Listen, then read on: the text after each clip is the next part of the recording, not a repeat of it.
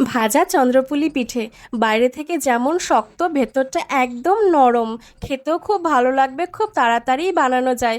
দেখে বুঝতেই পারছেন কতটা খাস্তা হয়েছে বাইরের দিক থেকে। তো চলুন বানানো যাক। প্রথমে ময়দাটাকে খুব ভালো করে ময়ান দিয়ে 10 মিনিটের জন্য রেস্টে রেখে দেবো। এবার পুরের জন্য পাটালি গুড় আর নারকেলকে হাত দিয়ে খুব ভালো করে মেখে নেব।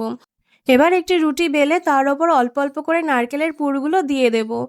হালকা হাতে একটু ফ্ল্যাট করে নেব যাতে অতটা উঁচু না হয়। এবার ওপর থেকে আরেকটা রুটি দিয়ে হাত দিয়ে একটু ট্যাপ করে দেব। এবার একটা গ্লাস দিয়ে এভাবে কেটে নেব গোল গোল শেপ করে। এবারে আসে শেপ দেওয়ার পালা। হাতে এইভাবে প্রেস করে নেব ধারগুলো। আমি খুব একটা ভালো শেপ দিতে পারি না, তাও যেমন পেরেছি সেরকম দিয়েছি। তো রেডি হয়ে গেল কোনো রকম শেপটা। এবার তেল হালকা গরম করে একদম লো হিটে হাতে অনেকটা সময় নিয়ে এপিট ওপিট ভালো করে লালচে করে ভেজে নেব। যত সময় নিয়ে ভাজবো বাইরেটা ততই ক্রিস্পি হবে আর খেতেও ভালো লাগবে, নরম হবে না। আপনারা রেখে অনেক দিনই খেতে পারবেন।